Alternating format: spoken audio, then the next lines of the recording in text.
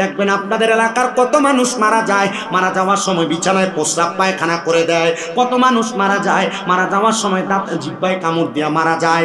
কত মানুষ মারা যায়, মারা যাওয়ার সময় নাকে মুখে দিয়ে রক্ত বের হয়ে মারা যায়। কত মানুষ মারা যায়, চোখগুলা উল্টে যেয়ে মারা যায়। একবারও তো মসজিদের হুজুরকে জিজ্ঞেস করলেন না, হুজুর বলেন না মানুষ কেন এত কষ্ট পায় মারা যায়? ওই মানুষগুলা বেঈমান বেআমল থাকার কারণে এমন কষ্ট পায় মারা যায়। কারণ তাদের সামনে আজরাইল যখন আসে, আজরাইল প্রথম আসে না। আজরাইল আসার আগে আল্লাহ তাআলা তাদের সামনে দুইজন ফেরেশতা পাঠায়। ওই দুইটা ফেরেশতার চোখগুলা নীল রঙের। ওই ফেরেশতাগুলোর সামনে আসার সাথে সাথে আযাবের ফেরেশতার ভয়ঙ্কর চেহারা দেইখা বান্দা ভয়ে বিছানার মধ্যে প্রস্রাব পায়খানা করে দেয়। চিন্তা করে দেখেন বাবা, আপনি যদি মারা যাওয়ার সময় বিছানাতে প্রস্রাব পায়খানা করে দেন, তাহলে মানুষ বলবে মনে হয় দুই ফেরেশতার মারাত্মক চেহারা দেইখা ভয় পাইছে। ও বন্ধু, এরপরে আপনার সামনে আজরাইল আলাইহিস সালাতু ওয়াস সালাম আসবে। আজরাইল এসে আপনার রূহ কবজ করার জন্য যখন হাত বাড়াবে, এমন টাইমে আপনি আজরাইলকে বলতে চাইবেন আমার রূহ ইবাদত হয় নাই, আমার মরণের প্রস্তুতি হয় নাই, যেহেতু কবরবাসীর মাগফিরাত কামনায় আজকের মাহফিলটা এই হকটা আদায় করার দরকার। আপনি আজরাইলের সঙ্গে কথা বলার চেষ্টা করবেন, তখন আজরাইলের সঙ্গে কথা বলতে পারবেন না, আপনার হায়াত শেষ হয়ে যাবে।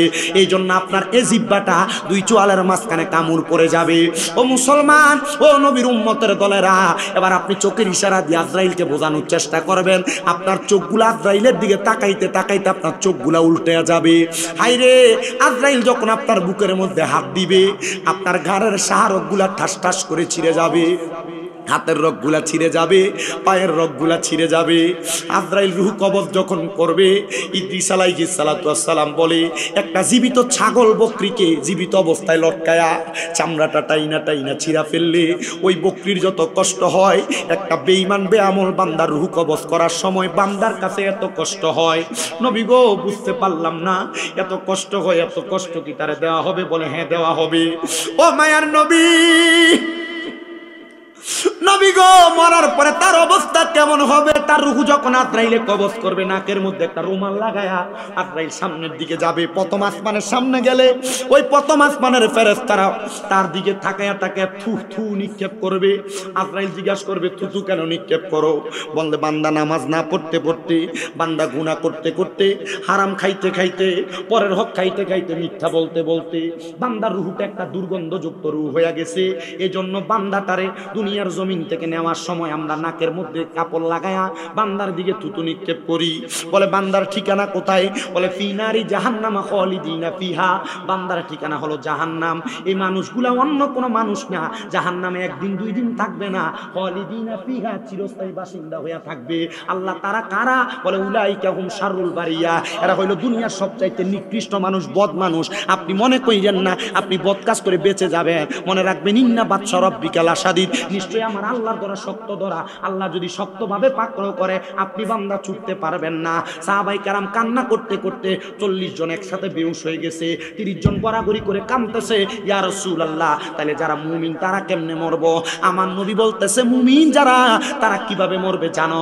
মুমিনের কাছে একবার না দুইবার না, আজরাইলে 4 বার আসবে কিন্তু রূহ কবজ করতে পারবে না। নবী গো কেন কেন? বলে মুমিন বান্দার বুকের মধ্যে আজরাইলে হাত দিবে, বুকের মধ্য থেকে আওয়াজ আসবে আজরাইল, বুকের মধ্যে আল্লাহ নবীর ভালোবাসা আছে, বুক দিয়ে রূহ কবজ করা যাবে না। মুমিন বান্দার কপালের মধ্যে মুখের মধ্যে হামলা করবে, কপালের মধ্য থেকে আওয়াজ আসবে আজরাইল, কপাল দিয়ে রূহ বাহির করা যাবে না। কারণ বান্দা 5 ওয়াক্ত নামাজের সেজদা দিয়েছে, এই বান্দার কপাল বান্দার জন্য বাধা প্রদান করবে আজরাইলকে। বান্দার ডান দিকে আজরাইলে হামলা করবে, ডান দিক থেকে ফেরেশতা ডাক দিয়ে বলবে আজরাইল রূহ কবজ করতে পারবে না ডান দিক দিয়া। বলে কেন? বলে বান্দার ডান দিকে তার মা বাবার খেদমত আছে। বান্দার বাম দিকে হামলা করা হবে, বান্দার বাম দিক থেকে আজরাইলকে বলা হবে আজরাইল বান্দার বাম দিক থেকে হামলা করো না, বান্দার বাম দিকের মধ্যে মা বাবার খেদমতের পরে বান্দার দান এবং সদকা আছে। আজরাইল বলবে আল্লাহ রূহ কেমনে কবজ করব?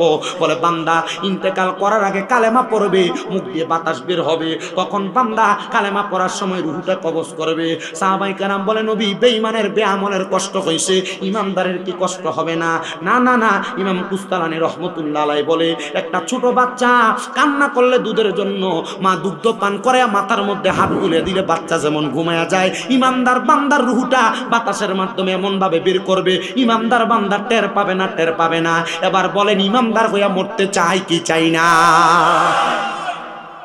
নামাজ রোজা হজ যাকাত, নামাজ রোজা হজ যাকাত এইগুলা হচ্ছে বান্দা ধনী হওয়ার কারণে বান্দা হজ করবে, যাকাত দিবে। কিন্তু নামাজ এবং রোজা যে দুইটা বিষয় আছে এটা ধনী গরিব সবার জন্য। এই 5 ওয়াক্ত নামাজ ফজর, জোহর, আসর, মাগরিব, এশা, এই 5টা ওয়াক্ত নামাজ বান্দার ফরজ ইবাদতের অন্তর্ভুক্ত, ওয়াজিব ইবাদতের অন্তর্ভুক্ত। আমরা যে নামাজ আদায় করি নামাজের মধ্যে ভিতরের একটা নামাজ আছে, ওই নামাজটা ওয়াজিবের অন্তর্ভুক্ত। এবার আসেন সুন্নত ইবাদত। 5 ওয়াক্ত নামাজের ফরজের আগে পরে যে নামাজগুলো সেগুলো হলো সুন্নত ইবাদত। কিন্তু নফল যে ইবাদত, ওই নফল ইবাদতটা বড় মারাত্মক। বলে হুজুর কিভাবে? আল্লাহ তাআলা কোরআনুল কারীমের মধ্যে নফল ইবাদতের মধ্যে একটা নফল ইবাদতের মধ্যে সর্বশ্রেষ্ঠ নফল ইবাদতের কথা বলেন। 1 নাম্বার আল্লাহ তাআলা ঘোষণা করেন ওয়া মিনাল লাইলি ফাতাহাজ্জাদ বিহি নাফিলাতাল লাকা আসা আইয়া বা'সাকা রাব্বুকা মাকামাম মাহমুদা। আপনি একটু আসতে বলছেন, জবান খুলে পড়েন আল্লাহু আকবার। এ দুনিয়ার মুসলমান ইমানদার, আল্লাহ আমার নবীকে বলেছেন আপনি রাতের কিছু অংশে তাহাজ্জুদের নামাজ আদায় করেন। যদি আপনি তাহাজ্জুদের নামাজ আদায় করেন অতি সত্বর আপনাকে মাকামে মাহমুদ প্রশংসার জায়গা দান করা হবে। এই আয়াত যেদিন নাজিল হয়েছে আয়াতে কারিমার শানে নুজুল পড়ে দেখলাম, আয়াতে কারিমার তাফসীর পড়ে দেখলাম। আল্লামা জালালউদ্দিন মুহল্লি রহমাতুল্লাহ আলাইহি উনি ওনার তাফসীরে জালালাইন শরীফের মধ্যে জালালউদ্দিন সৈয়দী রহমাতুল্লাহ আলাইহি একভাবে, এবং আমার ইমাম আহমদ রেজা খান ফাযিলে বেরলভী ওনার তাফসীরে কানজুল ইমান নুরুল ইরফানের মধ্যে লিখতেছেন যখন এই আয়াত আমার নবীর উপর নাযিল হয়, নবীজি ছিলেন মা আয়েশা সিদ্দিকার হুজরা মুবারকের মধ্যে। আমার নবীজিকে মা আয়েশা বলেন অন্যদিন আমার নবীকে নামাজ পড়তে দেখি, কিন্তু এই দিন আমার নবী যেভাবে নামাজ পড়েছে এই দিনের মতো কোনোদিন আমার নবীকে নামাজ পড়তে দেখি নাই। আম্মা জান আয়েশা সিদ্দিকা বলে নবীজি আশারান নামাজের পরে 2 রাকাত নামাজের নিয়ত করেছে, কিন্তু আমার নবীজি 2 রাকাত নামাজ পড়তে সকালের একবার সুবহ সাদিকের আগ পর্যন্ত করে ফেলাইছেন। আমি আমার নবীকে প্রশ্ন করলাম ইয়া রাসূলুল্লাহ আজকের মতো লম্বা রুকু, আজকের মতো লম্বা সিজদা কোনোদিন আপনারে দিতে দেখি নাই। নবী গো কেন এত লম্বা রুকু এবং সিজদা আপনি আদায় করলেন? নবী আমার বলে আয়েশা আল্লাহ তাআলা বলেছেন আমি নবী যদি তাহাজ্জুদের নামাজ পড়ি আমাকে মাকামে মাহমুদ দিবে। আমি নবী চোখের পানি ফালায়া ফালায়া কান্না করে করে দোয়া করলাম, আল্লাহ আমার উম্মত যদি আমি নবী দুনিয়া থেকে যাওয়ার পরে আমার উম্মত যদি তাহাজ্জুদ পড়ে আপনি আমার উম্মতের কি দিবেন? নবী শুধু নিজের জন্য নেন নাই, নবী উম্মতের ফয়সালা করে গিয়েছেন। এজন্য আহলে সুন্নাত ওয়াল জামাত আমরা যারা দাবি করি, আমরা যারা নবী নবী করি, আমাদের উদ্দেশ্য শুধু নবী নবী করা নয়, আমাদের উদ্দেশ্য নবী দুনিয়াতে নবী নবী করে উম্মত উম্মত করে গেছে, এজন্য আমরা নবী নবী। কথা ঠিক আছে? আমার ওয়াজ আপনি কারোর বিরোধিতা পাইছেন না, আমার ওয়াজে আপনি মন্দ বলা পাইতেন না। আমার ওয়াজ ডাইরেক্ট লেভেলে বুঝামো, আপনার মন চাইলে আপনি এটার উপর আমল করবেন, মন না চাইলে এখানে মাটি দিয়ে যাবেন। আমার ওয়াজে 10টা কথার মধ্যে 8টা কথা ভুল হবে, 8টা কথার এখানে মাটি দিয়ে যাবেন, 2টা কথা যেটা সঠিক এটার আমল করবেন। ঠিক আছে না? রাজি আছেন ইনশাআল্লাহ? জি। নবী যখন তাহাজ্জুদ নামাজের ফজিলতের বয়ান প্রদান করেছে আম্মা জান আয়েশা সিদ্দিকা বলে ইয়া রাসূলুল্লাহ আমার আল্লাহ তো আপনার কোনো দোয়া ফিরায় না, তাহলে আপনি যে দোয়া করলেন তাহাজ্জুদ নামাজ পড়লে আপনার উম্মতকে আল্লাহ কি দান করবে? অনেকে ব্যবসা করেন বরকত হয় না, অনেকে কামাই রুজি করেন কামাই রুজির টাকাতে বরকত পান না, অনেকের কঠিন রোগ বালা মুসিবত ছাড়ে না, অনেকে দুনিয়ার জমিনের মধ্যে বিপদ আপদে পড়ে আছেন বিপদ কাটে না, অনেক মা বোনেরা পর্দার অন্তরালে শুনতেছেন আপনাদের ঘর থেকে রোগ বালা মুসিবত যায় না, বিপদ আপদ যায় না। আমি বলবো 5 ওয়াক্ত নামাজের পাশাপাশি ফজরের আগে উইটা তাহাজ্জুদের নামাজ আদায় করেন। বলে হুজুর তাহাজ্জুদ দূরের কথা 5 ওয়াক্তই তো করি না, তাহাজ্জুদ পড়ান কোন সময়? না রে না, মুসলমান বিশেষ করে যারা মুরব্বী বাবার আছেন বয়স বাড়ি হওয়ার কারণে রাত্র 2টা 3টার সময় ঘুম বাংলা চোখ লাগে না, অনেকে আছে অনেকে। আমি আপনাদের কাছে বিশেষ করে আবদার করব, জীবনে তো অনেক গুণ আমাদের হয়েছে, তাহাজ্জুদের নামাজটা পড়া যখন ঘুম হবে না আপনি আল্লাহর কাছে দোয়া করবেন। অনেকে ঘুম হয় না, এরা ডাক্তার দোকান থেকে ঘুমের ওষুধ কিনে না তারপরে ঘুমায়। কি দরকার ভাই? আপনি আল্লাহর ইবাদতে মশগুল হন, দেখবেন শয়তান আপনার পাকড় করবে। আপনি কি মনে করেন এলাকায় যেটা গুন্ডারিগমি করে, মাতাব্বরি করে, শয়তানি করে, অথবা এলাকার ভিতরে যেটা খুন খারাপি করে এটা লোকের শয়তান আছে? না না না, এটা নিজেই শয়তান। শয়তান ইমানদারে ধরার জন্য মসজিদের দরজায় দাঁড়ায় থাকে। কোন জায়গায় দাঁড়ায় থাকে? যেটা শয়তানি করে, যেটা দুষ্টামি করে, এলাকার ভিতরে খুন খারাপি করে, এটা তো নিজেই শয়তান। শয়তান 2 প্রকার না, একটা জিন শয়তান একটা মানুষ শয়তান। এই যে রমজান মাস আসলে আল্লাহ তাআলা জিন শয়তানকে বন্দী করে, মানুষ শয়তানকে বন্দী করে। বলে হুজুর কেমনে? মানুষ শয়তানকে বন্দী যদি করতো তাহলে দোয়ানের ভিতরে উপর দিয়ে সামনে দিয়ে শাটার ফালায় ভিতরে মার চলতো না। কথা কই না? তাহলে আল্লাহ তাআলা কি শয়তানটা বন্দি করে? জিন শয়তান। মানুষ শয়তান বাইসা থাকে বিদায় পর্দার আলগি দিয়ে ভালো করে মুক্ত হচ্ছে, ঠিক কি না? সাবধানে ব্যাপারে, এটা দেখলে তো আপনারা চিনবেন নাকি?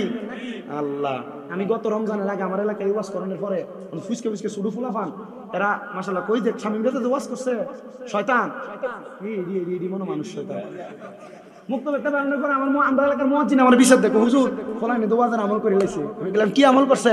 ও মেডাইতে খাইয়া দোকান থেকে বাড়িতেছে 11টা বাজে, এডি স্কুল থেকে যাওয়ার সময় এডি কইতেছে ওই দেখ এডি মানুষ শয়তান। আচ্ছা ময়মুরবি মানুষ, এরা কি কিছু বলতে পারে? কি কইব? মুখ ফিরাইতে পারতে, মুখ দেখাইতে পারতেছে না, এমন অবস্থা আছে অনেকে। আল্লাহ বুঝার তৌফিক দান করুন আমাদেরকে। আপনার প্রাপ্ত বয়স, আপনি রোজা রাখেন না, আল্লাহ আমাদেরকে বোঝার তৌফিক দান করুন। একবার আসতে আমিন কইছে, আর মোহাব্বতের আওয়াজে পড়ে না আমিন। তাহলে নবীজি বলেন আয়েশা, আমার আল্লাহ তাআলা বলেছেন আমার উম্মত তাহাজ্জুদের নামাজ পড়ে আল্লাহ তাআলার কাছে যা চাইবে যদি হালাল হয় আমার আল্লাহ তাআলা তাকে তা দান করবে, সম্পদ চাইলে সম্পদ দান করবে। তবে আপনাদের জন্য সবচাইতে একটা সুখবর, এই যে আসতেছে আমাদের 14ই ফেব্রুয়ারির রাত্রবেলা, মানে জুমার দিন রাত্রবেলা যে রাত্রটা আসতেছে এটা হলো লাইলাতুল বরাত, লাইলাতুন নিসফি মিন শাবান। এটা আমাদের জন্য বড় বরকতময় রাত্র। এই রাত্রে আমার আল্লাহ তাআলা প্রথম আসমানে আইসা বান্দারে ডাক দেয়, কে আছো তোমার রিজিক নাই আমি রিজিক দিব, কে আছো অসুস্থ অসুস্থতা দান করব, কে আছো আমার নেয়ামত চাও আমি আল্লাহ তোমাদেরকে নেয়ামত দান করব। কিন্তু আমরা এই দিনে কাজ বেশি, ঠিক না? সারা রাত্র ইবাদতের চেষ্টা করবেন, আপনাদের কাছে আবদার কামাই রুজি নাই, শবে বরাতের রাতে কাইন্দা দেখেন 5 ওয়াক্ত না পড়ে আবার শবে বরাতের রাতে কানবেন, কাম হবে না। কথা কি বুঝতে পারছেন আপনারা? আপনি 5 ওয়াক্ত পড়েন না কিন্তু শবে বরাতের রাতে কানবেন, এটা ভাগ্য রজনী। তবে ভাগ্য রজনী তাদের জন্য যারা আল্লাহ তাআলার ইবাদত কইরা আল্লাহর কাছে চাইতে জানে। মানে আপনি তো চাইতে জানতেছেন না, আপনি মনে করতেছেন শবে বরাতের রাতে কাইন্দা চাইলে কামাই দেব না। আমরা তো মাশাআল্লাহ জিলে সাধারণ পাবলিক এখন যে মারাত্মক, এরা ফতুয়া ঘুরে এলা। আল্লাহ আমাদেরকে বুঝার তৌফিক দান করুন, জোরে পড়েন আমিন। এই শবে বরাতের রাতের অনেকগুলা ফজিলত, আমি তাহাজ্জুদ নামাজ থেকে কথাটা বলে 2টা মিনিট একটু শেষ করি, আর পরে আমার বয়ানের ধারাবাহিকতা টানতেছি। রাহমাতুল লিল আলামিন নবীজি যখন আম্মা জান আয়েশা সিদ্দিকার ঘরে, মা আয়েশা সিদ্দিকা বলে ওই দিন রাত্রটা হইল লাইলাতুন নিসফি মিন শাবান, মানে শাবান মাসের 14 তারিখ দিবাগত রাত্র, মানে 15 তারিখ অবগত হয়েছে। আমি আমার ঘরের মধ্যে লক্ষ্য করে দেখলাম আমার নবী আমার ঘরে শোয়া। আমি হঠাৎ করে রাত্র যখন গভীর হয় আমি দেখলাম আমার নবী আমার বিছানাতে নাই। আমি তাকায়া দেখলাম আমার নবী যখন বিছানাতে নাই, আমি আমার ঘরের দরজা পর্যন্ত যা দেখলাম জান্নাতুল বাকির মধ্যে আমার নবীজি দাঁড়ায় দাঁড়ায় জিয়ারত করতেছে। নবী গো কেন কেন আপনি এই বরাতের রাতে জিয়ারত করতেছেন? আমার নবী বলে এটা ভাগ্য রজনী। আমি নবী দোয়া করি আল্লাহ তাআলা যেন এই দুনিয়ার জমিনের প্রত্যেক মানুষকে ক্ষমা করে দেয়, ক্ষমা করে দেয়, ক্ষমা করে দেয়। জবান খুলে জোরে জোরে বলেন না সুবহানাল্লাহ। এজন্য লাইলাতুল বরাতের রাতে বেশি বেশি করে কবর জিয়ারত করবেন। বলে হুজুর ইবাদতের সিস্টেম তো জানার দরকার। নফল ইবাদত করবেন, নফল ইবাদত করতে করতে দেখবেন ঘুম আসে, তখন বের হইয়া কবর জিয়ারত করবেন। যখন আপনার শরীরটা ফুরফুরা, মসজিদের মধ্যে এসে কোরআন তেলাওয়াত করা শুরু করবেন। আবার অনেক নফল ইবাদত আছে, শুধু তাহাজ্জুদের নামাজ না, 5 ওয়াক্ত নামাজ ছাড়া সলাতুল খায়রের নামাজ আছে, সলাতুল ইস্তিসকার নামাজ আছে, সলাতুল তাসবিহ নামাজ আছে, সলাতুল হাজতের নামাজ আছে। এমন 4-5টা নফল ইবাদত আছে, ইবাদতগুলো রাত্রবেলা করবেন। কিন্তু আমরা মসজিদে শবে বরাতের রাত ওয়াজ মাহফিল হয়, ওয়াজ মাহফিল শেষ 12 রাকাত নামাজ পড়ে কোন রকম যে বাড়ি ঘুমায় সারা রাত্র ফজর রাত পর্যন্ত। বনু কালব গোত্রের বকরি ছাগলের গায়ের মধ্যে যত পশম আল্লাহ তাআলা লাইলাতুল বরাতের রাতে তার চাইতে বেশি পরিমাণ মানুষকে মাফ করেন। একটা ছাগলের পশম গনার মতো ক্ষমতা আমরা আছে, কই থেকে আপনি গণবেন? কই না শেষ করতে পারবেন? তো আমার মুসলমান ইমানদাররা, এই তাহাজ্জুদ নামাজের ফজিলতের কথা বলতে যে আমি এই কথাগুলা টেনে আনলাম। এবার আসেন তাহাজ্জুদ নামাজের ফজিলতের মধ্যে আরো কয়েকটা ফজিলতের কথা বলি। নবীজির একজন প্রখ্যাত সাহাবী ছিল, যার নাম ছিল হযরত রবিয়া। উনি আমার নবীজিকে মাঝে মাঝে ওযুর পানি আগে আগে দিতেন। একদিন ফজরের নামাজের পূর্ববর্তী মুহূর্তে হযরত রবিয়া আমার নবীকে আইনা ঠান্ডা শীতের রাতে আমার নবীকে উনি পানি আগে দিয়েছেন নবীজি ওযু করার জন্য। রহমতের নবী ওযু করলেন, তাহাজ্জুদের নামাজ নামাজ আদায় করলেন, ফজরের নামাজের জন্য অপেক্ষা করতেছেন। এমন টাইমে আমার নবী নবীজির সাহাবীর হযরত রবিয়ারে বলতেছে, এ রবিয়া, তুমি যে আজকে আমাকে পানিটা সংগ্রহ করে দিলা, আমি নবী তোমার এই কাজটার প্রতি বড় খুশি হয়েছি। তুমি বলো আমি নবীর কাছে কি চাও? নবী আপনার কাছে চাই মানে? দেওয়ার মালিক তো আল্লাহ, আপনার কাছে চাইবো কেন? না না না রে মুসলমান, আল্লাহ তাআলা সকল কিছুর সৃষ্টিকর্তা, কিন্তু নবী হলো কসম বন্টনকারী। আমার নবীজির কাছে চাইলো আমার আল্লাহ তাআলা নবীজির ওসিলায় দান করেন। জোরে জোরে বলেন না সুবহানাল্লাহ। আল্লাহু ইউতি, আমার নবী কয় ওয়ানা কাসিমুন, আল্লাহ হলো সৃষ্টিকর্তা, আমি নবী হইলাম বন্টনকারী। জোরে জোরে বলেন না সুবহানাল্লাহ। এ মুসলমান ইমানদার, হযরত রবিয়া কয় ইয়া রাসূলুল্লাহ, তাহাজ্জুদ নামাজের পানি আগায়া দিলাম, আর আপনি বলতেছেন কি চাই? নবী অন্য কোনো কিছু চাই না, আপনি নবী যখন দুনিয়া থেকে রওজা ধারে চলে যাবেন, আমি আপনার আখিরাতের সাথী হতে চাই। জানে রাহমাতুল লিল আলামিন নবীর সাথে আখিরাতের সাথী হইলে নবী তো জান্নাতে থাকবেন, রবিও জান্নাতে থাকবেন। শুধু কিসের পানি আগে দিছে? কোন সময়ের ওযু? তাহাজ্জুদে। মাশাআল্লাহ মাশাআল্লাহ। আর সিন্দুরিয়া পাড়ার মানুষ মসজিদে রোজুখানা করতে পারে না। পয়সাওয়ালার অভাব নাই, এর বাড়ি মাশাআল্লাহ খুব সুন্দর, টিনের সুন্দর বিল্ডিং, টাইলস করা। এর বাড়িতে সুন্দর সাবমার্সিবল পাম্প আছে। এর বাড়িতে গরম পানি মানে দিয়ে যেন গোসল করতে পারে, কত সুন্দর সিস্টেম আছে। কিন্তু মসজিদের মুসল্লিরা ওযু করতে পারে না। কিন্তু জানে নাই এই তার টাকা দেওয়া পানির টাকা দিয়া, তার টাকা দেওয়া ওযুখানা দিয়া, এ ওযু করলে এ ওযু করে নামাজ পড়ে দিয়ে সওয়াব পাইবো, এ ওযুখানা করে দিয়ে সওয়াব পাইবো। চিন্তা করে দেখেন, এই পানির কারণে আমার আল্লাহ তাআলার প্যারা হাবিব তারা বলছেন, ঠিক আছে রবিয়া, আমি নবী বললাম, আমি নবী যেইভাবে তাহাজ্জুদের নামাজ পড়ি, এখন থেকে 5 ওয়াক্তের পাশাপাশি তুমি রবিও নামাজ আদায় করো। আমার আল্লাহ তাআলা, আমি নবী দোয়া করে দিলাম, তোমারে আমার সাথে আখিরাতের সঙ্গী বানাইবো। ঠিক আমার নবীজি যখন দুনিয়া থেকে রওজা মুবারকে হযরত রবিয়ার ইন্তেকাল হয়েছে, হযরত মাখতুম রহমত রাদিয়াল্লাহু তাআলা আনহু বলে, এ দুনিয়ার মানুষ, আমি একদিন মদিনা শরীফের মসজিদে নববীর মধ্যে আমি ঘুমাইতেছিলাম, চোখ লাগা গেছে। এমনটা আমি দেখলাম নবীজির সাহাবী রবিয়া আমার সামনে। আমি জিজ্ঞাসা করলাম, রবিয়া, তুমি না নবীরে বলছিলা তোমার জন্য নবীর সাথে রাখে, আমার আল্লাহ তোমারে নবীর সাথে রাখছেন? রবিয়া আমারে কয়, হ্যাঁ, আমার আল্লাহ তাআলা আমারে আমার নবীর সাথে জায়গা করে দিয়েছে। আর আপনার কবরস্থান ময়নামতি, কিন্তু আপনি যদি নবীর সাতটা পাঁচটা প্রেমিক হন, যখন আপনাকে বিসমিল্লাহি ওয়া আলা মিল্লাতি রাসূলিল্লাহ বলে কবরে রাখবে, রহমতের নবীজি আপনাকে নিজের কোল মোবারক দেবেন। সুবহানাল্লাহ পড়বেন না? তাহলে আপনার ভিতরে সেই সাতটা পাক্কা প্রেম থাকতে হবে। তো আপনার ভিতরে সেই প্রেম আছে কিনা? এই প্রেমের কারণে আল্লাহ তাআলা দুনিয়া বানাইছেন। রহমতের নবীজি বলছেন, আল্লাহ তাআলা আপনি তো খলিফা নির্ধারণ করবেন, দুনিয়াতে পাঠাইবেন। দুনিয়াতে আল্লাহ এমন কিছু উম্মতে মুহাম্মদী পাঠাইবেন, আমার উম্মত এরা গুনাহগার হবে, এদেরকে আল্লাহ তাআলা মাফ করার কিছু সহজলভ্য উপায় কি?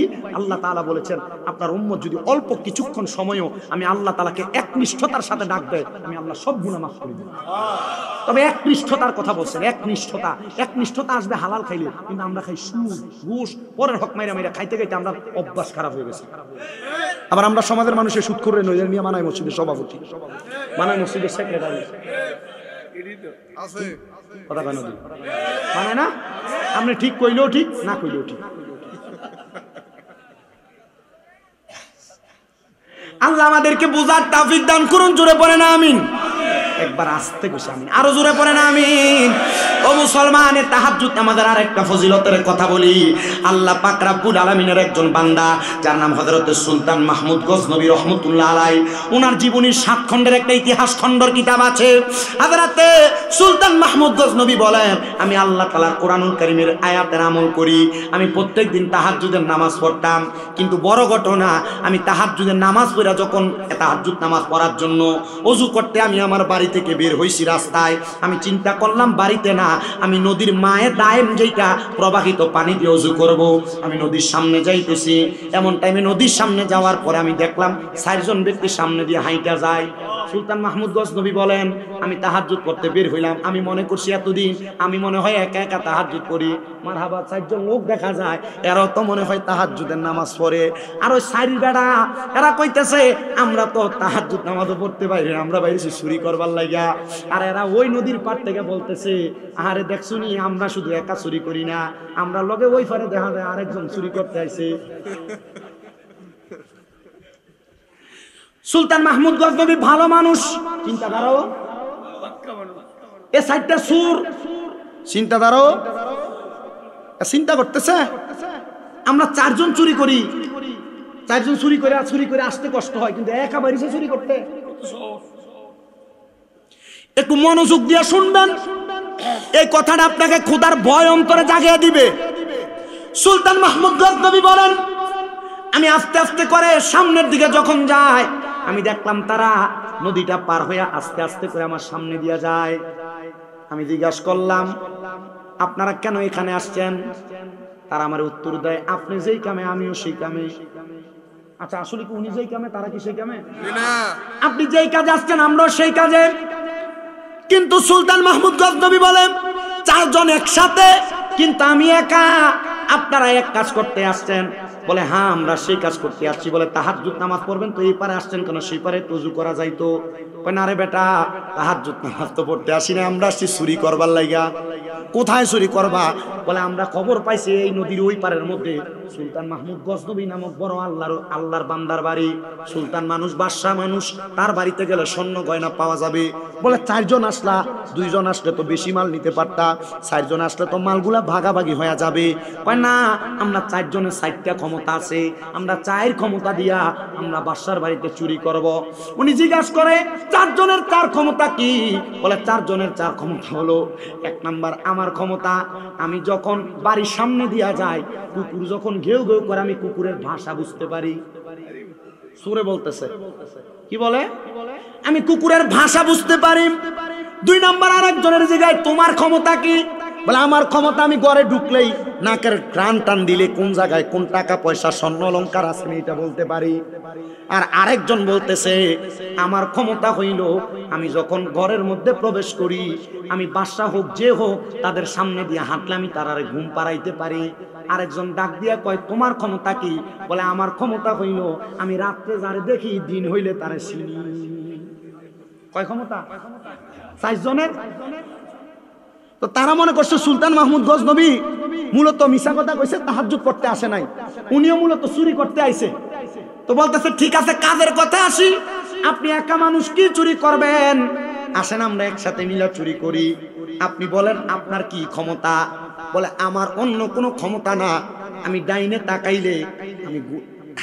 তাকাইলে চোর চুরি করলে যে অন্যায় করে সে অন্যায় মাফ করাইতে পারি। আমরা তো এটাই দরকার। বামে তাকাইলে জেল হাজত মাফ করাইতে পারি। ওই চারজন বলে, ঠিক আছে, চুরির ধরা খাইলে তুমি ডাইন দিকে তাকাই আমরা মাফ করাইয়া দিবা, আর বাম দিকে তাকাইয়া জেল হাজত মাফ করাইয়া দিবা। বলে, ঠিক আছে। সুলতান মাহমুদ গজনবীর সাথে ডিলটা করে তারা পাঁচজন একসাথে গেছেন চুরি করবার লাগা। তো সুলতান মাহমুদ গজনবী সহ তারা ঢুকছেন, ঢুকার সাথে সাথে তারা সব জায়গায় চুরি কইরা সব মাল এক ঘরে যখন আনছেন, এমন টাইমে চারোদিকে আজান হয়ে গেছে। সুলতান মাহমুদ গজনবী বলে, সেদিন আর আমি তাহাজ্জুদ করতে পারি নাই। ওই সাইড সোরারে যে ঘরের মধ্যে মাল একসাথে কইরা তারা আজানের শব্দ পাইছে, আমি আমার ঘরের দরজাটা বন্ধ করে আমি নামাজে চলে গেলাম। ফজরের নামাজ পড়লাম, সকাল হয়ে গেছে। ওই চোরগুলা ঘরের মধ্যে বন্দী, চোরগুলার বিচার আচার হবে। আমি এবার বিচারের কথা চিন্তা কইরা আমি আমার বিচার কার্যের যে চেয়ার আমি চাই সেই চেয়ারের মধ্যে যে বসলাম। আর চার চোরে একসাথে দাঁড়িয়ে আছেন, আমার কাঠগড়ার মধ্যে তাদের বিচার হবে। এবার চার চোরের মধ্যে তিন চোর কান্দে, আরেক চোর হাসে।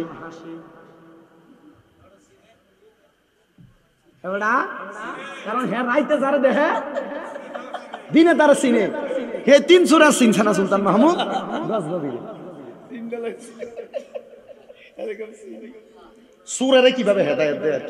সুর যদি বাংলাদেশে সুরের মতো সুর হইলে এই নেশা করে যে মনে করেন যে মোটামুটি নেশা করে এটি বেড়া উঠতে গেলে গা এলাকার কলডি পর্যন্ত থাকে না, ডেক সিডি পর্যন্ত রইতে তখন জানা কথা দি কয় না, ঠিক না? ঠিক। আজকের কাহিনী, আমি বাড়ি থেকে আসতেছি, রাস্তায় গাড়ি পাইছি না, মোটামুটি একটু সামনের দিকে আসছে। আমার ড্রাইভার সাহেব তো আমার নেওয়ার জন্য আসে, আপনার দোয়ায় আমার কুমিল্লা 6টা মাদ্রাসা। কয়টা? 6টা। আমার যে একটা ছোট মাদ্রাসা, এটার ভিতরে 365 দিনে 365 বস্তা চাউল লাগে। দোয়া করতেন না আপনারা? পুরা 6টা মাদ্রাসার ভিতরে 1170 জন পোলাপান।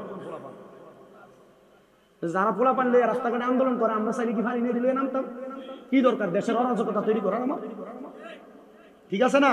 আমি আমার পোলা পান্ডু কইছি, আব্বারে দুনিয়াতে যা করো, কখনো কেউ যদি তোমাকে গালি দিছে, আঘাত করছে, যদি পারো তার দিকে তাকে মুচকি হাসি দিয়ে চলে আসে, দ্বন্দ্ব মারামারিতে লিপ্ত হও না। আলহামদুলিল্লাহ আমার মানুষের পোলা পাইনে ফিটাফিটি করে না। আর আমি যদি মাদ্রাসায় ঢুকি, শুধু একবার আমার আস পাইলে, আমার যদি আস্থা পায়, কোনো দুষ্টামি নেই মাদ্রাসা। শুক্রিয়া। আমি আজকে আসরের নামাজ আমি ইমামতি করে পড়াইছি, পড়ানোর পর আমার একটা ছেলে সবক নিছে, তখন আমি তারে কইলাম, সবক তো নিছ, তো তুমি তোমার আম্মা আইবো, তোমার আম্মা আছে পাশেই, আইলে তুমি কানবানি। না কানতাম না, যদি কান্দ কফি দে মাগো। তার আম্মু আইসে কোলে যেভাবে জ্বরে ধরছে আর সারে না।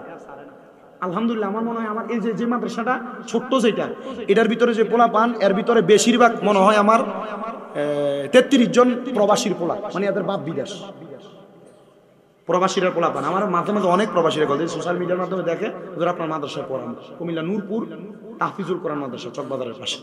আমি কইলাম তুমি তোমার আব্বার জন্য দোয়া করবা, তোমার আব্বা শুধু এতটুক বলছে তুমি দোয়া করবা। আমার কথা হচ্ছে আপনার যারা এখানে বসছেন, যদি আল্লাহ তাআলা হেদায়েত দেয়, মাদ্রাসার ছাত্রের কথা তাই না আল্লাহ, কিন্তু যে কথা আল্লাহ যদি হেদায়েত দেয়, দুনিয়ার যত রকমের সুর হোক, সেপচর হোক, আল্লাহ চাইলে কি হেদায়েত দিতে পারে না? আসতে বেশি হেদায়েত দিতে পারে না? 3 চূড়া কান্দে আর 1 চূড়া হাসে। ডাক দিয়ে বলতেছে, সুলতান মাহমুদ গজনবী বিচারের চেয়ারের মধ্যে বৈশা ডাক দিয়ে বলে, চূড়া 3 জন কাঁদতেছে, তুমি কেন একা একা হাসতেছো? বলে, আপনি না গতকালকে রাত্রে বলছিলেন 4 জনের কি ক্ষমতা? আপনি 1 নাম্বার সর্বশেষ আমারে জিজ্ঞাসা করছেন আমার কি ক্ষমতা। আমি বলছিলাম আমি যারা রাইতে দেখি তারা দিনে চিনি, আমি তো চিনছি, কিন্তু আমি চিন্তা করতেছি আর হাসতাছি, এই কারণ বুঝা যে রাতে একসাথে চুরি করতে ঢুকলাম, আর আজকে আপনি নিজেই আপনার বিচার করবার লাগে এখানে দাঁড় করাইছেন। বাদশা আপনি আমারে বলেন না, এটা কি আপনার ইনসাফে কুলায়? বাদশা কয়, আমারে এমন একটা জায়গায় ফালাইছে, ইনসাফ কি?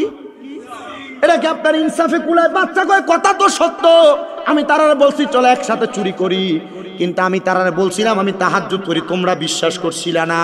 ঠিক আছে, সামান্য সময় তোমরা আমারে সময় দিয়েছো, আমরা একসাথে থাকার কারণে চলো আমরা 4 জন একসাথে 5 জন একসাথে যেহেতু চুরি করতে প্রবেশ করেছি, আমি যেহেতু ডাইনে তাকাইলে তোমাদের চুরি থেকে মাপ, চুরির যত অন্যায় সেটা মাপ, আর বাম দিকে তাকাইলে জেল হাজত মাপ। আমি একবার ডাইনে তাকাইলাম, একবার বামে তাকাইলাম, যে বেডা দিনে রাইতের টারে দিনে চিনে বেডা মানুষ সালাক বড়, কয় হুজুর আপনি একবার ডাইনে তাকাইছেন একবার বামে তাকাইছেন, তাহলে হুজুর আমরা জেল হাজত মাপ, চুরির অন্যায় মাপ। কয় ঠিক আছে মাপ। ওই 4 জন একসাথে ওই কাঠগড়ার মধ্যে আল্লাহর দরবারে সাজদার মধ্যে পড়ে ডাক দিয়া কয়, আল্লাহ এই বান্দা তাহাজ্জুদ পড়তে গেছে, আমরা বান্দারে চিনি নাই, কিন্তু বান্দা সামান্য সময় চুরির কথা বইলো আমাদের সাথে থাকার কারণে। সুলতান মাহমুদ গজনবী তো বড় মাফের আলেম ছিলেন, যেহেতু আমারে সামান্য সময় তাকে দেওয়ার কারণে সে আমরারে মাফ করে দিছে। আল্লাহ আমরা ভুল করতেছি, আমরা এখনো বুঝতেছি না, এত অন্যায় করলাম, আমরা যদি তোমারে এর চাইতে বেশি সময় দেই, আল্লাহ তুমি আমারে কত দয়া করবা, তুমি আমারে কত মায়া করবা। আমার আল্লাহ তাআলার পক্ষ থেকে একটা গায়েবী ভাবে আওয়াজ আসছে, তোমরা 4 জন যদি একসাথে এই জায়গায় তওবা করে এখন থেকে চুরি করবা না বলে ওয়াদা করো, তাহলে আমার আল্লাহ তাআলা তোমাদেরকেও মাফ করে দিবে। তারা 4 জন বলে, আমরা বাদশার হাতে হাত নাইকা বলেছি, আমরা আর কোনোদিন চুরি করব না, এখন থেকে আমরা আল্লাহ তাআলার ইবাদতে মশগুল থাকবো। এই 4 জন চোর ব্যক্তি পরবর্তীতে আল্লাহর কাছে তওবা করে এক একজন কুতুবে রাব্বানিতে পরিণত হয়ে গেছে। হাজার খারাপ কাজ করেছেন, আপনি আল্লাহর কাছে মাফ চান, আল্লাহ তাআলা মাফ চাইলে মাফ করে দেয়, কিন্তু না আপনার মাঝে এই খাসিয়ত নাই, আপনি আল্লাহর কাছে মাফ চাইবেন সেই সময় আপনার নাই, আল্লাহর কাছে ক্ষমা প্রার্থনা করবেন এই সময় আপনার কাছে নাই। মুসলমান আপনাদের কাছে একবারে আবদার, সাংসারিক জীবন বলেন, সামাজিক জীবন বলেন, অথবা আপনার যে কোনো দুনিয়ার জীবনের সময়গুলা বলেন, প্রত্যেকটা সময় আপনি আমার আল্লাহ তাআলার কাছে ক্ষমা প্রার্থনা করে করে সময়গুলা কাটাবেন, দেখবেন আমার আল্লাহ তাআলা আপনাকে দুনিয়া এবং আখিরাত দুইটাই সফলতা দান করবে। হুজুর সফলতার আর কয়েকটা দ্বার প্রান্ত জানতে চায়, আমার নবী বলে সফলতার ধার প্রান্তের মধ্যে একটা সফলতা, তোমরা মুমিন হয়ে মারা যাও। নবী গো কেন? বলে মুমিন যখন মারা যায়, মুমিন মারা যাওয়ার সময় মরণের কষ্ট তার হয় না। কিন্তু দেখবেন আপনাদের এলাকার কত মানুষ মারা যায়, মারা যাওয়ার সময় বিছানায় প্রস্রাব পায়খানা করে দেয়। কত মানুষ মারা যায়, মারা যাওয়ার সময় দাঁত জিহ্বায় কামড় দিয়ে মারা যায়। কত মানুষ মারা যায়, মারা যাওয়ার সময় নাকে মুখে দিয়ে রক্ত বের হয়ে মারা যায়। কত মানুষ মারা যায়, চোখগুলা উল্টে যেয়ে মারা যায়। একবারও তো মসজিদের হুজুরকে জিজ্ঞেস করলেন না, হুজুর বলেন না মানুষ কেন এত কষ্ট পায় মারা যায়? ওই মানুষগুলা বেঈমান বেআমল থাকার কারণে এমন কষ্ট পায় মারা যায়। কারণ তাদের সামনে আজরাইল যখন আসে, আজরাইল প্রথম আসে না। আজরাইল আসার আগে আল্লাহ তাআলা তাদের সামনে দুইজন ফেরেশতা পাঠায়। ওই দুইটা ফেরেশতার চোখগুলা নীল রঙের। ওই ফেরেশতাগুলোর সামনে আসার সাথে সাথে আযাবের ফেরেশতার ভয়ঙ্কর চেহারা দেইখা বান্দা ভয়ে বিছানার মধ্যে প্রস্রাব পায়খানা করে দেয়। চিন্তা করে দেখেন বাবা, আপনি যদি মারা যাওয়ার সময় বিছানাতে প্রস্রাব পায়খানা করে দেন, তাহলে মানুষ বলবে মনে হয় দুই ফেরেশতার মারাত্মক চেহারা দেইখা ভয় পাইছে। ও বন্ধু, এরপরে আপনার সামনে আজরাইল আলাইহিস সালাতু ওয়াস সালাম আসবে। আজরাইল এসে আপনার রূহ কবজ করার জন্য যখন হাত বাড়াবে, এমন টাইমে আপনি আজরাইলকে বলতে চাইবেন আমার রূহ ইবাদত হয় নাই, আমার মরণের প্রস্তুতি হয় নাই, যেহেতু কবরবাসীর মাগফিরাত কামনায় আজকের মাহফিলটা এই হকটা আদায় করার দরকার। আপনি আজরাইলের সঙ্গে কথা বলার চেষ্টা করবেন, তখন আজরাইলের সঙ্গে কথা বলতে পারবেন না, আপনার হায়াত শেষ হয়ে যাবে। এই জন্য আপনার এই জিহ্বাটা দুই চোয়ালের মাঝখানে কামড় পড়ে যাবে। ও মুসলমান, ও নবীর উম্মতের দলেরা, এবার আপনি চোখের ইশারা দিয়ে আজরাইলকে বোঝানোর চেষ্টা করবেন। আপনার চোখগুলো আজরাইলের দিকে তাকাইতে তাকাইতে আপনার চোখগুলা উল্টে যাবে। হাইরে, আজরাইল যখন আপনার বুকের মধ্যে হাত দিবে, আপনার ঘাড়ের শাহরগগুলা ঠাস ঠাস করে ছিঁড়ে যাবে, হাতের রগগুলা ছিঁড়ে যাবে, পায়ের রগগুলা ছিঁড়ে যাবে। আজরাইল রূহ কবজ যখন করবে, ইদ্রিস আলাইহিস সালাতু ওয়াস সালাম বলে একটা জীবিত ছাগল বকরিকে জীবিত অবস্থায় লটকায়া চামড়াটা টাইনা টাইনা ছিঁড়া ফেললে ওই বকরির যত কষ্ট হয়, একটা বেঈমান বেআমল বান্দার রূহ কবজ করার সময় বান্দার কাছে এত কষ্ট হয়। নবী গো বুঝতে পারলাম না, এত কষ্ট হয়, এত কষ্ট কি তারে দেওয়া হবে? বলে হ্যাঁ দেওয়া হবে। ও মায়ার নবী, নবী গো মরার পরে তার অবস্থা কেমন হবে? তার রূহ যখন আজরাইলে কবজ করবে, নাকের মধ্যে একটা রুমাল লাগায়া আজরাইল সামনের দিকে যাবে। প্রথম আসমানের সামনে গেলে ওই প্রথম আসমানের ফেরেশতারা তার দিকে তাকায়া তাকায়া থু থু নিক্ষেপ করবে। আজরাইল জিজ্ঞাসা করবে থু কেন নিক্ষেপ করো? বললে বান্দা নামাজ না পড়তে পড়তে, বান্দা গুনাহ করতে করতে, হারাম খাইতে খাইতে, পরের হক খাইতে খাইতে, মিথ্যা বলতে বলতে বান্দার রূহটা একটা দুর্গন্ধযুক্ত রূহ হয়ে গেছে। এজন্য বান্দাটারে দুনিয়ার জমিন থেকে নেওয়ার সময় আমরা নাকের মধ্যে কাপড় লাগায়া বান্দার দিকে থুতু নিক্ষেপ করি। বলে বান্দার ঠিকানা কোথায়? বলে ফি নারি জাহান্নাম খালিদিনা ফিহা, বান্দার ঠিকানা হলো জাহান্নাম। এই মানুষগুলা অন্য কোনো মানুষ না, জাহান্নামে একদিন দুই দিন থাকবে না, খালিদিনা ফিহা চিরস্থায়ী বাসিন্দা হয়ে থাকবে। আল্লাহ তারা কারা? বলে উলাইকা হুম শাররুল বারিয়া, এরা হইল দুনিয়ার সবচাইতে নিকৃষ্ট মানুষ, বদ মানুষ। আপনি মনে কইরেন না আপনি বদ কাজ করে বেঁচে যাবেন, মনে রাখবেন ইন্না বাদশা রব্বিকা লাশাদীদ, নিশ্চয়ই আমার আল্লাহর ধরা শক্ত ধরা। আল্লাহ যদি শক্তভাবে পাকড়াও করে আপনি বান্দা ছুটতে পারবেন না। সাহাবায়ে কেরাম কান্না করতে করতে 40 জন একসাথে বেহুশ হয়ে গেছে, 30 জন গড়াগড়ি করে কাঁদতেছে, ইয়া রাসূলুল্লাহ তাহলে যারা মুমিন তারা কেমনে মরবো? আমার নবী বলতেছে মুমিন যারা তারা কিভাবে মরবে জানো? মুমিনের কাছে একবার না দুইবার না, আজরাইলে 4 বার আসবে কিন্তু রূহ কবজ করতে পারবে না। নবী গো কেন কেন? বলে মুমিন বান্দার বুকের মধ্যে আজরাইলে হাত দিবে, বুকের মধ্য থেকে আওয়াজ আসবে আজরাইল, বুকের মধ্যে আল্লাহ নবীর ভালোবাসা আছে, বুক দিয়ে রূহ কবজ করা যাবে না। মুমিন বান্দার কপালের মধ্যে মুখের মধ্যে হামলা করবে, কপালের মধ্য থেকে আওয়াজ আসবে আজরাইল, কপাল দিয়ে রূহ বাহির করা যাবে না। কারণ বান্দা 5 ওয়াক্ত নামাজের সেজদা দিয়েছে, এই বান্দার কপাল বান্দার জন্য বাধা প্রদান করবে আজরাইলকে। বান্দার ডান দিকে আজরাইলে হামলা করবে, ডান দিক থেকে ফেরেশতা ডাক দিয়ে বলবে আজরাইল রূহ কবজ করতে পারবা না ডান দিক দিয়া। বলে কেন? বলে বান্দার ডান দিকে তার মা বাবার খেদমত আছে, বান্দার বাম দিকে হামলা করা হবে, বান্দার বাম দিক থেকে আজরাইলকে বলা হবে আজরাইল বান্দার বাম দিক থেকে হামলা করো না। বান্দার বাম দিকের মধ্যে মা বাবার খেদমতের পরে বান্দার দান এবং সদকা আছে। আজরাইল বলবে আল্লাহ রূহ কেমনে কবজ করব? বলে বান্দা ইন্তেকাল করার আগে কালেমা পড়বে, মুখ দিয়ে বাতাস বের হবে, তখন বান্দা কালেমা পড়ার সময় রূহটা কবজ করবে। সাহাবায়ে কেরাম বলে নবী বেঈমানের বেআমলের কষ্ট হইছে, ইমানদারের কি কষ্ট হবে না? না না না, ইমাম কুস্তালানী রহমতুল্লাহ আলাইহি বলে একটা ছোট বাচ্চা কান্না করলে দুধের জন্য মা দুগ্ধ পান করে মাথার মধ্যে হাত গুলে দিলে বাচ্চা যেমন ঘুমায়া যায়, ইমানদার বান্দার রুহটা বাতাসের মাধ্যমে এমন ভাবে বের করবে, ইমানদার বান্দা টের পাবে না, টের পাবে না। এবার বলেন, ইমানদার হইয়া মরতে চাই কি চাই না?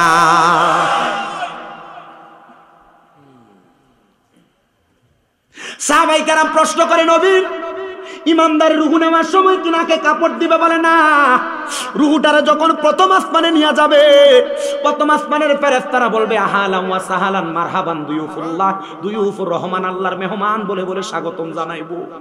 নবী গো, আপনার কাছে জানতে চাই, ওই বান্দার রুহুটা যখন স্বাগতম জানাইবো, বান্দার রুহকে আল্লাহ তাআলা আবার আলমে আরোহায় রাখবে? বলে না, বান্দার রুহু আবার বান্দাকে ফেরত দিবে। মুমিন বান্দা মারা যায় না। আল্লাহর কোরআন বলে ওয়ালা তাকুলু লিমান ইয়াকুতালু ফি সাবিলিল্লাহি আমওয়াত বাল আহইয়াউ ওয়ালাকিন লা তাশউরুন। যারা আল্লাহর রাস্তায় ঈমান নিয়ে মরে, এই ব্যক্তি মারা যায় না। আল্লাহ কয় বাল আহইয়াউন, তারা জিন্দা, ওয়ালাকিন লা তাশউরুন। এদেরকে যারা মরা বলে এরা নির্বোধ, এরা বোকা, এরা বুঝে না। বলে হুজুর এরা জিন্দা যে, এরা কেমনে জিন্দা জানতে চায়, বুঝতে চায়। বলে আমার আল্লাহ তাআলার কুদরতি ক্ষমতায় তারা জিন্দা। ইয়া রাসূলুল্লাহ, এদের পুরস্কার কি? বলে এদের পুরস্কার জাযাম উহুম ইনদা রাব্বিহিম জান্নাতু আদনিন তাজরি মিন তাহতিহাল আনহার। এদের পুরস্কার হইল আল্লাহর পক্ষ থেকে জাযা দেওয়া হবে, ওই পুরস্কারের নাম জান্নাতুল আদন। নবী গো, জান্নাতুল আদন কেমন? কয় তাজরি মিন তাহতিহাল আনহার। ওই জান্নাতুল আদনের নিচে দিয়ে নহর প্রবাহিত হবে, এত সুন্দর। ঝর্ণা দেখতে ভালো লাগে, বলে এমন ঝর্ণার নহর প্রবাহিত হবে, বড় সুন্দর জান্নাত। নবী গো, কয়দিন থাকবে? কয় খালিদিনা ফিহা আবাদা, চিরস্থায়ী বাসিন্দা, বের হতে চাইবে না। ও মায়ার নবী, কতদিন থাকবে এটা বুঝলাম, ওই জান্নাতে কারা থাকবে? কয় রাদিয়াল্লাহু আনহুম ওয়া রাদওয়ান, যারা আমার আল্লাহরে খুশি করেছে এবং আমার আল্লাহরে যারা খুশি করতে পারছে, আল্লাহ যারার প্রতি খুশি হয়েছে, তারাই ওই জান্নাতে থাকবে। কয় তারা কারা? কয় যালিকা লিমান খাশিয়া রাব্বা, যারা দুনিয়াতে সবচাইতে বেশি আল্লাহরে ভয় করছে, এরাই ওই জান্নাতে থাকবে। তো আল্লাহরে কেমনে খুশি করবেন? আমি আমার খুতবার ভিতরে হাদিস পড়ছি তিরমিজি শরীফের। আল্লাহর নবী কয় রেদার রব্বি ফি রিদাল ওয়ালিদাইন, মা বাপরে খুশি করলে আল্লাহ খুশি হয়। সাকাতুর রব্বি ফি সাকাতিল ওয়ালিদাইন, আম্মা আব্বার অসন্তুষ্টি করলে আল্লাহ অসন্তুষ্টি হয়। তো মা বাপরে বাদ দিবা না, 5 ওয়াক্ত নামাজ পড়বা, মরার পরে জান্নাত চাইবা, আল্লাহর কসম জান্নাত পাইবা না। কেউ যদি এই দুনিয়া সমাজের মধ্যে মা বাপকে জুদা করে থাকো, আলাদা করে থাকো, দাও তোমার পাও আমার সামনে দাও, আমি আমার জিহ্বা দিয়া তোমার পাও পরিষ্কার করে দিব। বলে কেন? কারণ মা বাবার মনে কষ্ট দিয়া শামীম রেজানা সারা বাংলার, সারা বহির্বিশ্বের সবচাইতে বড় আলেম দিয়া ওয়াজ করাইবা, 5 ওয়াক্ত নামাজ পড়বা, মক্কা মদিনা যাইবা, কোনো লাভ হবে না। যদি মা বাবারে কষ্ট দিয়া থাকো, ভাত না দিয়া থাকো, দমক দিয়া থাকো, ওয়াদা করো এখান থেকে বাড়িতে যাইয়া মা বাবার পাটির মধ্যে ধরবা, ধরে বলবা মা আল্লাহর রাস্তায় আমারে মাফ করে দেন, আব্বা আল্লাহর রাস্তায় আমারে মাফ করে দেন। মা বাপ যতক্ষণ পর্যন্ত না বলছে মাফ করে দিছি, ততক্ষণ পর্যন্ত পাও চাইরো না, কারণ মা বাপ মাফ না করলে আল্লাহ মাফ করবে না। অনেকে চিন্তা করে হুজুর আমি কেমনে মাফ চামু? যাদের বাড়িতে আব্বা আছে তারা বাড়িতে যাইয়া বাবার পায়ে ধরে মাফ চাইবো।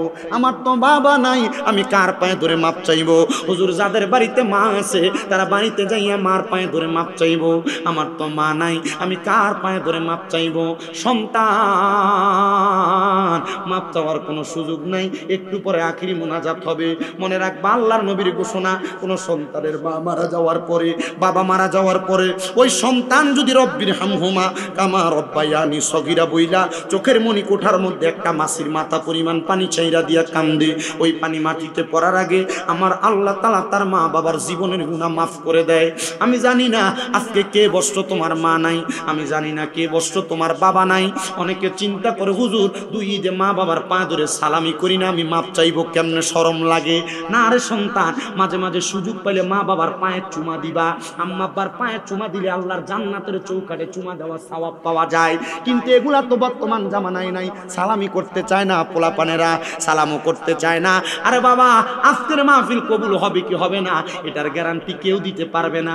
তবে আমি একটা কথা বলতে পারি, আগামীকালকে যদি দেখো এলাকার কোনো মুরব্বী যে দোকানে বলতেছে হ্যাঁ শামীম রাজার ওয়াজ শুই না, আমার সন্তান বাড়িতে যে আমার পায়ে ধরে মাপ চাইছে, কিন্তু আমার সন্তান কোনোদিন আমার সাথে অন্যায় করে নাই। কোনো মহিলাকে বলে হ্যাঁ শামিমটা দরবার শুই না, আমার সন্তান আমার পায়ে ধরে মাপ চাইছে, কোনোদিন আমার সন্তান আমার সাথে কোনো অন্যায় করে নাই, মনে করবা মাহফিল কবুল হয়ে গেছে। কারণ জানি অনেক সন্তানের মা বাবা দুনিয়াতে নাই, এরার কাছে টাকার অভাব নাই, কিন্তু মার বড় অভাব মা কবরে। এরার কাছে সম্পদের অভাব নাই, বাবার বড় অভাব বাবা অন্ধকার কবরে। এ সন্তান তোমার কাছে টাকা আছে কিন্তু বাবারে 500 টাকা দিয়া কিনে একটা লুঙ্গি পরাইতে পারো না, বাবা অন্ধকার কবরে। তোমার মা কাপড় রাস্তার মধ্যে 10-5 টাকা বাইন্দা রাখছে, তুমি সন্তানকে স্কুল মাদ্রাসায় যাইতে দিয়া দিত, কিন্তু সন্তান টাকা আছে, ওই মারে 500 টাকা দিয়ে কিনে একটা কাপড় পরাইতে পারো না, মা দুঃখিনী অন্ধকার কবরে।